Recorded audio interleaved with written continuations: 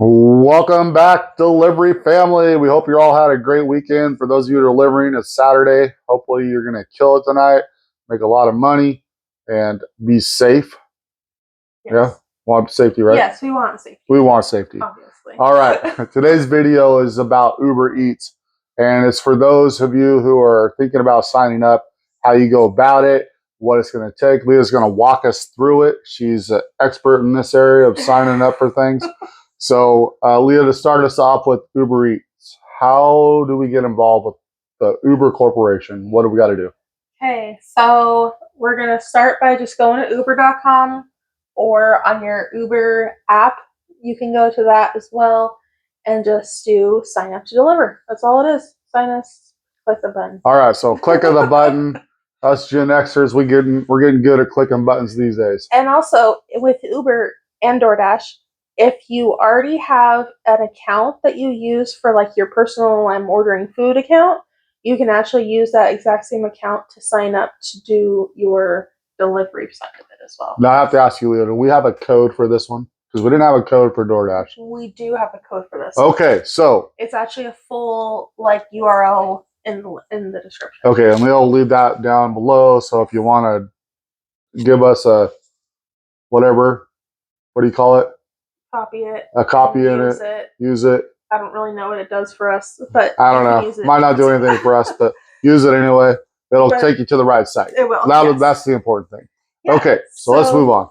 But if you're new to Uber, and you're just like signing up to do delivery now, you'll just have to provide your email, phone number, any other personal details such as your name and things like that, and then choose how you're going to deliver.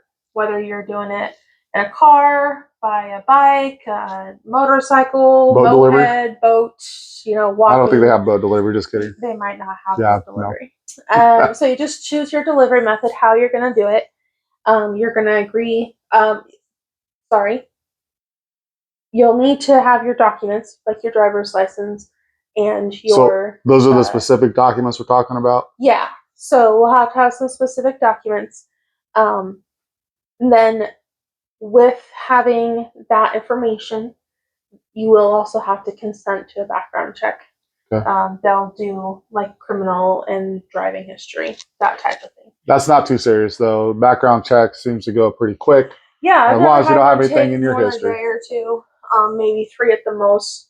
So you're just going to agree to that. If you don't have anything on your record, you have nothing to worry about. Just takes a couple days. So what if I have a speeding ticket? I don't think that should matter. Okay. Minor infractions don't seem to matter. Okay. That's good to know. That's at least what I've heard. Okay. I don't have any, so I don't know. But anyway, so you'll need to have all of that stuff. You'll have to upload a profile picture. You'll have to have your vehicle insurance, all of that uploaded for if you're driving, or on any kind of motorized thing. And then you just kind of be patient. You gotta wait for approval. It usually takes a few days, but they do notify you whether you've been approved or not. Yeah. You'll get an email, and they'll let you know, or a notification through the app or something like that. Okay, so we went through all the process. We got our ID, our 2 proofs of ID, I guess, uploaded. Uber's keeping us updated. Bam, we got accepted. Now, what can we expect? Was there anything else we have to do? No, we're ready to go. We're ready to go. So, okay. So you'll get your approval. You'll make sure you have your Uber driver app. It's the same app that's used for the rideshare side of Uber, so it will look the same, but it will have specifically on there for food delivery. I think you're right. On the left-hand side, if I remember, it says picking up people, and on the right-hand side, you click it, and it's for delivery. Is that correct? I think so. Okay. That is correct. So you'll download that, and you'll activate your delivery. What you'll do is just go into the settings. I think it prompts you when you open the app the first time. It'll ask you to do all this stuff. Okay.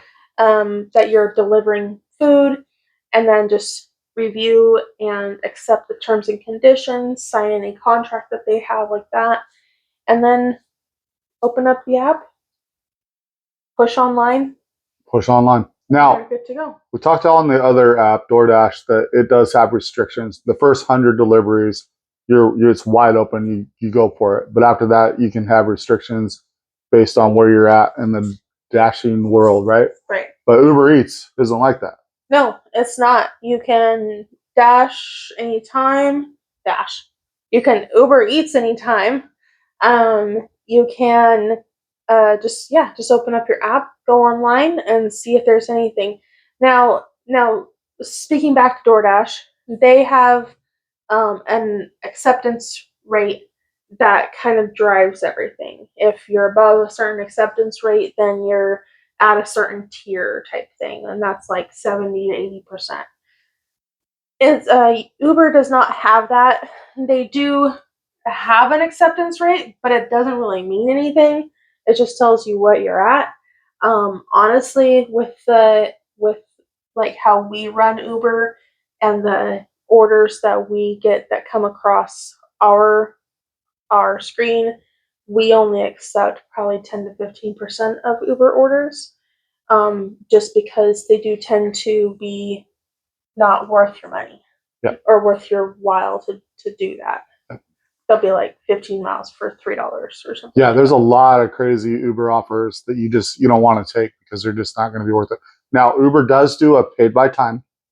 They do. We forgot to mention that on our DoorDash video. So there's two options, right?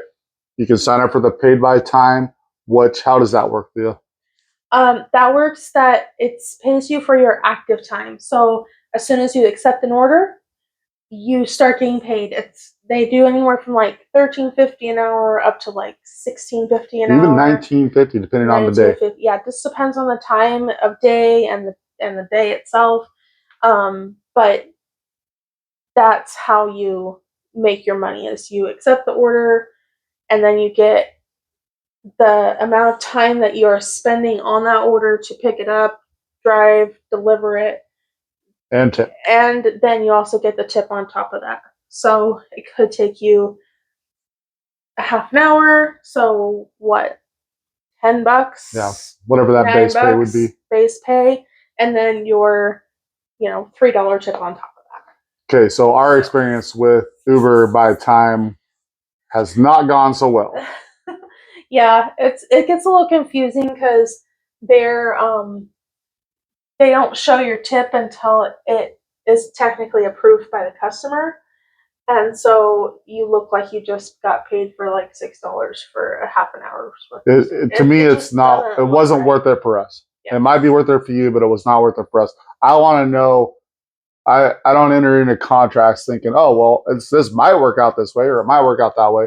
I want to know up front what we're getting into, and I know that there's other YouTubers who say, oh, this is the greatest thing, and that might be for them, but and it might be for you too, and it might be for you, and that's great.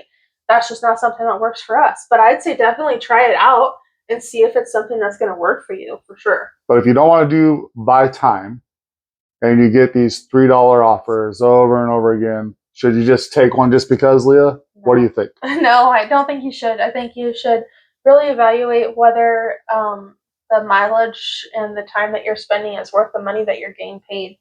Because, I mean, if you get a $2 or $3 offer, you can pretty well tell that person's not going to leave you a tip. Yep. So, and this whole industry is driven by tips.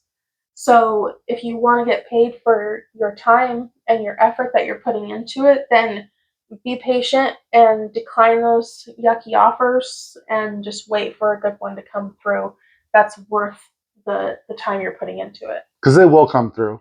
And yeah, they will. We definitely have found that they do come through. My opinion on the Uber Eats app is that if you're patient enough, you'll make decent money, but you have to combine with DoorDash, Instacart, Spark to make sure that you're utilizing your best time available with the money that you need to make. Yeah, we fill our time very well. And with running multiple apps at a time, then we can make sure that we're making the most out of any minutes that we're spending out of our day out here trying to make money. Now, I want to distinguish something here. Leah said we're running multiple apps at one time. That doesn't mean that we're accepting multiple offers going right. No, different ways at the same time. No, we just have like our three main ones open, And if an offer comes up and we take it, then we either pause or turn off the other two. Yeah. Yeah, that's the best way to do it, because then you're not running yourself ragged or making your deliveries late or making mistakes, trying to run all three at one time and take orders from all three at one time, you know. If you do that, it might be successful a time or two, and you might think, hey, this is great. I made an extra blah, blah amount of money. But eventually you're going to screw up and the customer is going to get really mad and their order is going to be late and you're going to hear about it. And remember too that the customer can see where you're going. Like they have their own app and they have their order that they have, and they can track you where you go from the store down to your house. They can see that you go other places, and they can see the expected delivery time, and they can message you and say, hey, why aren't you coming my way yet? Where's my order? Yeah. And I would think it would be pretty embarrassing to say, sorry, I got a better one, and I decided to do that first, and then I'll bring you your order. Yeah. You know, that kind of thing. That's not very professional. So remember, we're in this to make money, but we're in it to do it the right way. And you can make money and do it the right way. There's a lot of people who try to do it that way, and I think they burn out, and I think that they get a lot of bad ratings, and they give Uber drivers and DoorDash drivers who are trying to do it the right way a bad. Yeah, they do. They really do. So don't be like that. Do it the right way and learn how to make money the right way, and you're going to have 5-star ratings. You're going to be high on the Dasher profile, high on the Uber Eats profile, and you'll be all right. But if you just settle and do it the easy way, the cop-out way, it's not going to work out for you long term. Yeah, you got to remember that a lot of your ratings and stuff are based on your customer service, how you deal with people. And it can honestly turn a really bad experience for some people into not giving you a 1-star. So you want to make sure that you're communicating with your customer and not making them wait excessively. And if there's something going on, to just message them and let them know. We want to make sure. I have found personally that the more you communicate with the customer and let them know what's going on throughout the process, the better rating you get, the more increased tips you get. I think Uber's our best one for increased tips. I would agree. So you just need to, put your best customer service face on and do the right thing. Okay, so that's the step-by-step guide on how to sign up for Uber. If you have any questions, feel free to email us at any time or send us a message somehow, smoke signals, whatever you want to do. And or through YouTube, and we'll try to get back to you and let you know if you have any questions on that. But again, thanks for joining us, and we will talk to you next time. Okay, bye.